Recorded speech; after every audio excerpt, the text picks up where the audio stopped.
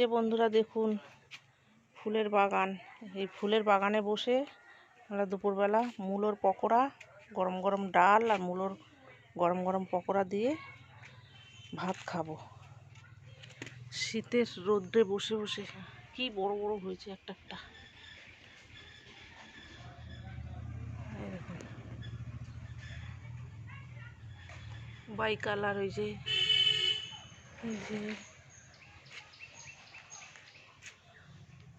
এই দেখুন by colour, লাল সাদা, কি সুন্দর দেখতে। এটা পুরো লাল, এটাও বাই কালার। ক্যালেন্ডুলা সবে ফুটছে।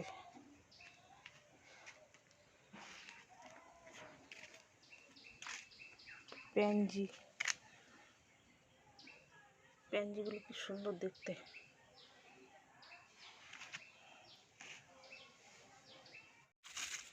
এই যে বন্ধুরা দেখুন আম আদা মূলোর পকোড়ার ভেতরে দেবো, মূলোর গন্ধটা দূর হওয়ার জন্য। এই যে আম আদা দিয়ে আর মূলো দিয়ে পকোড়া হবে। নমস্কার বন্ধুরা, ঘটিবাটি রসুই ঘরে আপনাদের সবাইকে স্বাগত। আজকে আমি বানাবো মূলোর পকোড়া। মূলোর পকোড়া করতে এই যে দেখুন মূলো গ্রেট করে নিয়েছি, মূলোটাকে গ্রেট করে নিয়েছি। লাগবে ময়দা, চালের গুঁড়ো, কর্নফ্লাওয়ার। এখানে আপনি বেসন দিয়েও করতে পারেন, কিন্তু ময়দা দিয়ে করলে আর একটু ভালো মুচমুচে হবে এবং টেস্টি হবে। আর দেবো ধনে পাতা, আম আদা। এই যে আমার বাগানের আম আদা, মূলোর একটা উগ্র গন্ধ আছে, এই মূলোর উগ্র গন্ধটাকে দূর করার জন্য আমি আম আদা এবং ধনে পাতা দিচ্ছি। অসাধারণ লাগবে এই আম আদাটা দেওয়ার জন্য। কাঁচা লঙ্কা কুচি, হলুদ গুঁড়ো, ঝাল লঙ্কার গুঁড়ো একটু, নুন, সামান্য একটু চিনি দেবো। প্রথমে আমি মূলোটাকে একটু নুন দিয়ে চটকিয়ে নেব, চটকিয়ে জলটাকে বের করে নেব, নিয়ে তারপরে আমি উপকরণগুলো দিয়ে মাখাবো। দেখুন আমি কিভাবে করছি। প্রথমে আমি মূলোটাকে এই যে এইটুকু নুন দিয়ে একটু চটকিয়ে জলটাকে বের করে নেব। এই দেখুন কি সুন্দর, মূলোটা একদম ঝিরিঝিরি করে এরকম করে মাখাতে হবে। ঝিরিঝিরি করে গ্রেটারে গ্রেট করে নিতে হবে। নতুন মূলো, এখন পৌষ মাস, এই মূলোর স্বাদ অন্যরকম।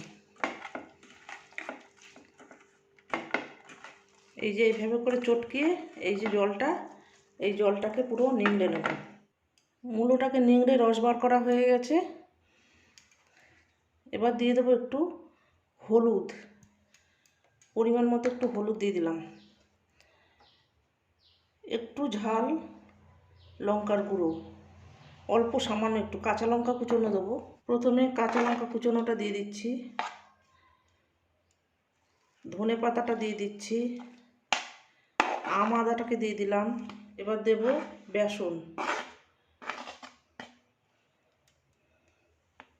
দেব এবার কর্নফ্লাওয়ার, চালের গুঁড়ো। ভালো করে এবার উপকরণগুলোকে মেশাবো। এই যে এইভাবে করে মাখাবো, অল্প অল্প করে জলে ছিটে দিয়ে মাখাতে হবে। নুন আমার মূলোতে দিয়ে নুন দিয়ে চটকিয়ে নিয়েছি, যদি নুন লাগে তাহলে পরে দেবো।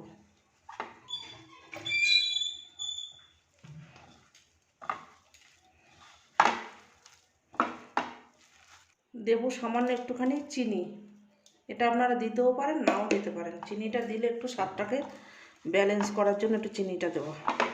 আর একটু মাখতে হবে, জল আমার আর লাগবে না।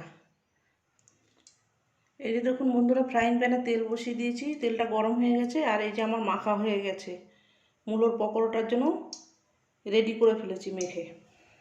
এবার আমি ছোট ছোট করে পকোড়ার আকারে ভাজবো। এরকম ছোট ছোট করে দেবো। এই যে বন্ধুরা দেখুন সবগুলো পকোড়া একবারে আমি দিয়ে দিয়েছি। এবার এগুলো এক পিঠ হয়ে গেলে উল্টিয়ে দেবো। এইভাবে ছোট ছোট করেও ভাজতে পারেন, বড় বড় করেও ভাজতে পারেন, যেমন খুশি। ডালের সাথে এই ছোট ছোট পকোড়া দারুণ লাগবে খেতে। নিরামিষ দিনে করতে পারেন এই শীতের সময়। আম আদাটা দিলে কী হয়, মূলোর গন্ধটা একটুও থাকবে না। মূলোর যে একটা উগ্র গন্ধ, সেই গন্ধটা থাকবে না। এই যে বন্ধুরা দেখুন লাল লাল হয়ে এসেছে পকোড়াটা প্রায়। গ্যাসটাকে একদম সিম করে দিয়ে ধীরে ধীরে ভাজতে হবে, তাহলে এরকম মুচমুচে হবে এবং লাল লাল হবে। আমি এটাকে নামিয়ে ফেলবো। দেখুন দারুণ দেখতে হয়েছে, খেতে এরকম দারুণ হয়েছে খেতে। আম আদা দিয়েছি তো, ওই জন্য আম আদার জন্য আরও বেশি ভালো লাগছে খেতে। এই যে বন্ধুরা দেখুন, গরম গরম ভাতের সাথে গরম গরম বেগুন ভাজা, লঙ্কা ভাজা, আর এই যে মূলোর পকোড়া আর ডাল, অপূর্ব স্বাদের খাওয়া। শীতের দুপুরবেলা নিরামিষ দিনে দারুণ খাওয়া। এই দেখুন পকোড়াগুলো কি সুন্দর মুচমুচে হয়েছে, আর খেতে এত সুন্দর হয়েছে, মূলোর গন্ধ আর একদম নেই। এই যে বন্ধুরা দেখুন, শীতের দুপুরবেলা নিরামিষ দিনে এই যে ডাল ভাতের সাথে মূলোর পকোড়া, বেগুন ভাজা, লঙ্কা ভাজা আর এই যে ডাল, অপূর্ব খেতে লাগবে। এই দেখুন প্রাকৃতিক পরিবেশে বসে খাওয়া দাওয়া করবো আমরা। ওই যে দেখুন ফুলের বাগান। নিত্য নতুন ভিডিও পেতে আমার চ্যানেলটির সঙ্গে থাকবেন, সাবস্ক্রাইব করবেন, লাইক করবেন, প্রচুর প্রচুর শেয়ার করবেন। নেক্সট ভিডিও আসার অপেক্ষায় থাকবেন। ততক্ষণ আপনারা সবাই সুস্থ থাকুন, ভালো থাকুন, সাবধানে থাকুন। ধন্যবাদ।